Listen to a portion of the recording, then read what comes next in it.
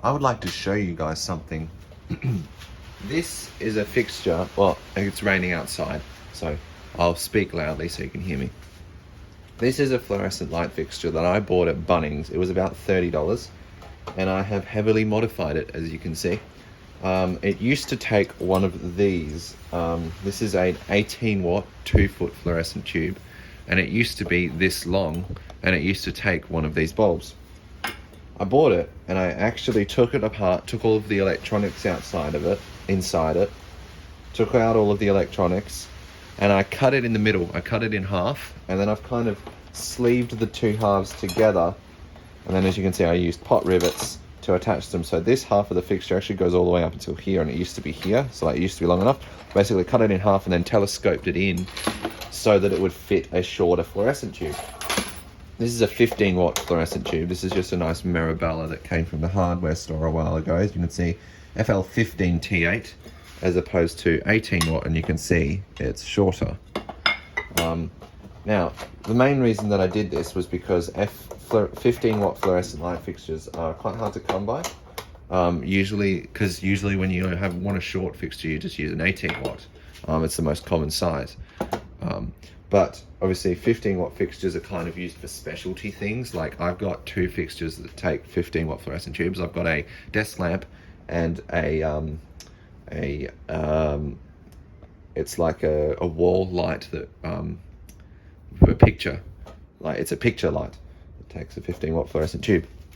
Now, another thing that commonly uses 15 watt fluorescent tubes is bug zappers, and you may have seen those. They use black light bulbs, and this is what this is. This is an NEC black light fluorescent tube. I'll turn this on in a minute and you'll see what I'm talking about. But this bulb, I have this bulb, 15, you can get 18 watt fluorescent black lights and 36 watt full size ones. I have this one, and I'm probably going to get more of these because I like smaller fluorescent lights. It makes them more unique. But I'll quickly turn this fixture on here for you. This Mirabella bulb is actually 5,000 kelvins instead of 4,000 or 6,500, so it's quite a nice cool white color, or more of a natural white actually. So that's what it is. Also, this fluorescent fixture, when I got it, it had an 18 watt electronic ballast, so as soon as you turned it on, it just instantly came on as if it was an incandescent or an LED light bulb, which is boring. So I retrofitted a preheat ballast into this from a parts fixture. It's a 20 watt ballast, so it is overrunning the bulb by about 5 watts. If I can ever get a 15 watt fluorescent ballast, then I'll definitely put it in this thing so that it doesn't overburn the tubes. But what I'll do now, we'll turn it on one more time so you can see it start up again. So what I'm going to do now is take this out and put in this fluorescent black light tube, and you can see what black light looks like. So this is what black light looks like. As you can see, it's a lot dimmer, but the main funny thing with this is, I'll just turn it off again here. This is an exit sign, and it's not like a normal fluorescent one. It's actually just one that glows in the dark. See, it glows in the dark. Now the thing with this is that it uses phosphorus to glow. That's how glow-in-the-dark things work. They have phosphorus.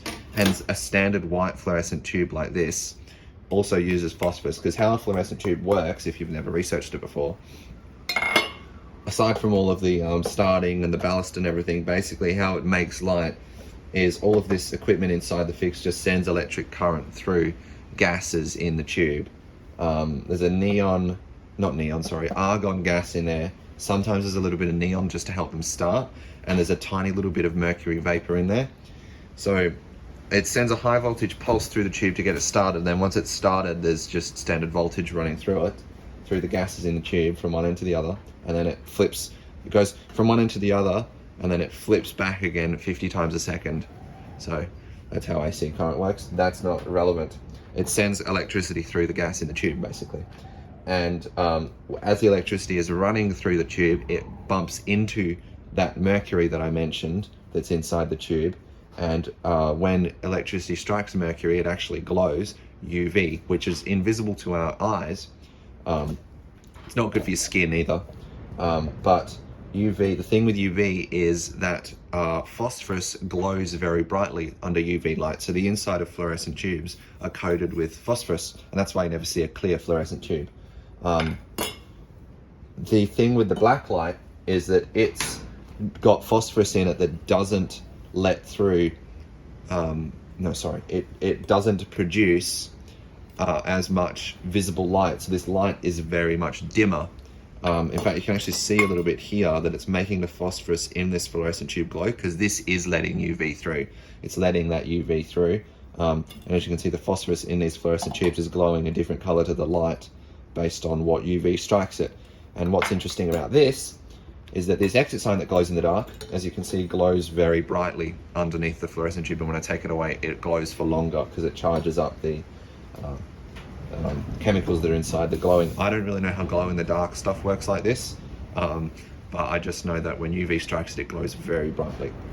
So that's why I made this little light fixture, just so that I could use this NEC 15 watt fluorescent blacklight tube, but also having smaller fluorescent lights is never a bad thing, because of that, like I said, they are unique. I do plan to actually scratch build fluorescent lights in the future, small ones, instead of getting one from the hardware store and cutting it down, because obviously it will be cheaper that way, but also it'll be more fun. I'd like to try some metalworking and bending sheet metal. The plan for this fixture, I want to use it in the back room. I'm going to do a little display shelf, like a floating shelf on the wall, and I would like to use this and have some glowy things under it, or stuff that looks cool under UV light. Also, I just bought some spray paint, so I'm actually going to spray paint this fixture dark blue so that it will match the UV that's coming out of this black light fluorescent tube.